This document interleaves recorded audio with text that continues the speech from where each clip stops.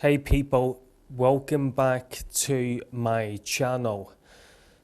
Today is just going to be a quick vlog of some of the stuff that I've been up to. Now, as you can see now, I'm in my new virtual studio. And if I be honest, it doesn't look that bad. Well, the whole reason why I made this video tonight is because I want to talk to you guys about this setup, this setup and how I've came to make this virtual studio. Let's be honest, as filmmakers, videographers, movie makers, whatever it is you want to call us, okay, we have to admit it is a very expensive game what we do. I've got about 5 different cameras, DSLRs, camcorders, HDV, DV cam, AVC HD, all that business. And then we've got the lighting aspects and stuff like that. Now, most of my kit is basically built for the outdoors, when you're shooting outdoors. And to be funnily enough, I'm not really doing that much shooting outdoors, which is kind of like gutting because I should be. But anyway, let's get back on topic and let's come on to the point of the virtual studio. Now, I've been looking at setting up a home here on YouTube with regards to my videos. And I've been experimenting with white infinity backgrounds and that wasn't really working out.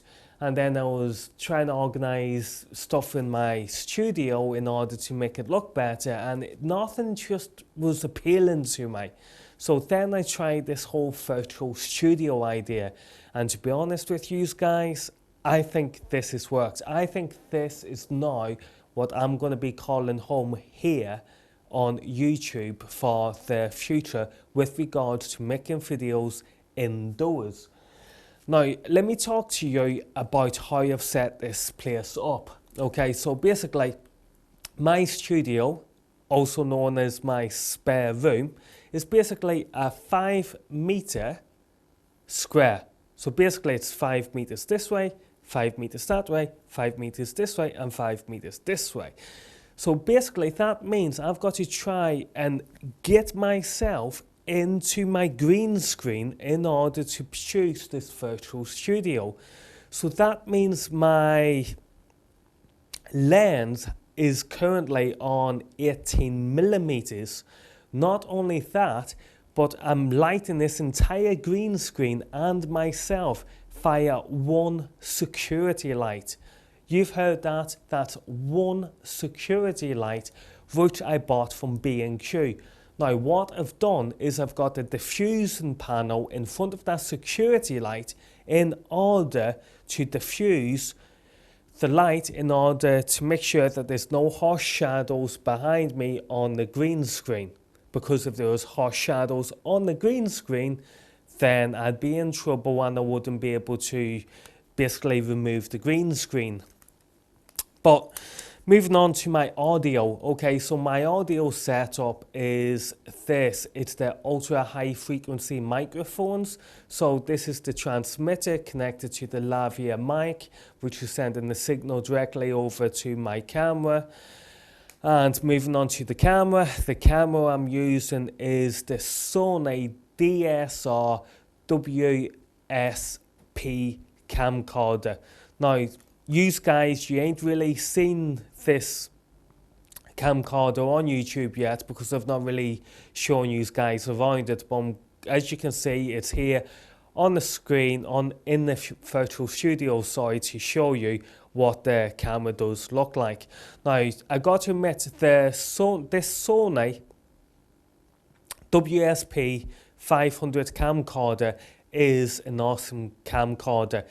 It is a truly professional studio camera. Let's have a look at the DSLRs, for example, right? So I've got the Nikon D3200, and that records high definition videos for 20 minutes. But this is the problem, okay, with the DSLRs. The sound quality is crap because they rely on auto gain control. So on my DSLR, the Nikon D3200, I've got no control of the sensitivity settings, really, of the auto gain control. Whereas on the Sony WSP, not a problem. I've got complete control over my audio. Moving on, also when you're recording on the DSLR, in my case the Nikon D3200, then what is happening is that I've got to be in live show mode. Now the thing is, if I'm on live show mode, I can't have live video signals, because if I have live video signals, what happens is that the DSLR takes itself off the live show mode during the live signal out. So that's useless for me, you know, so it's going to wait, let's say like something like 2 minutes, and then it switches itself off. That is absolutely dumb. And then if we go on to we press record on the DSLR, in my case, what happens is that will only record for 20 minutes, and then it switches itself off. Now the problem is, when I'm working in the studio, and you know, I'm making what I deem to be serious content, then 20 minutes may not be enough, because I may keep messing my lines up, which means I need to start again.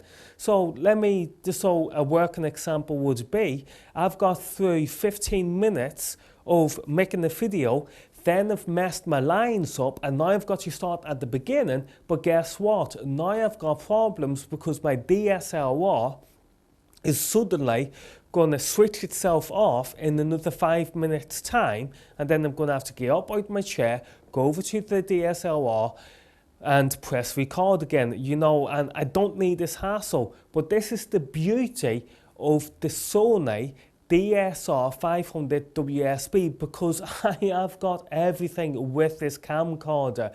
You know, I've got great control of my gain.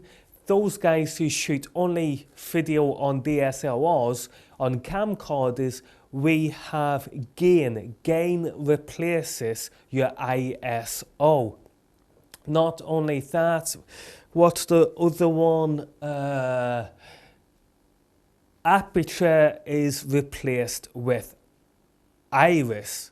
So yeah, I think that's what it is. Bear in mind, I'm still learning the video game myself.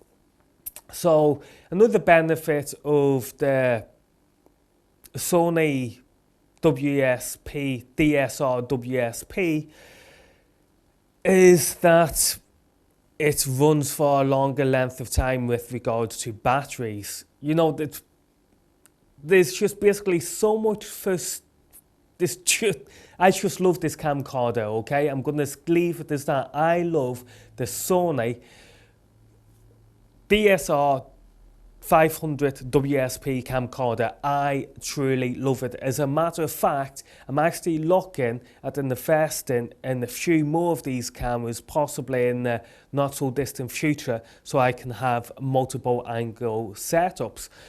But anyway, guys, I'm going to sign off here because, again, like I say, I just wanted to make this video to show you guys that I'd been working on some new green screen virtual studio stuff, and as you can see, it's now here, and hopefully this kind of stuff is going to be home for me for many more videos to come.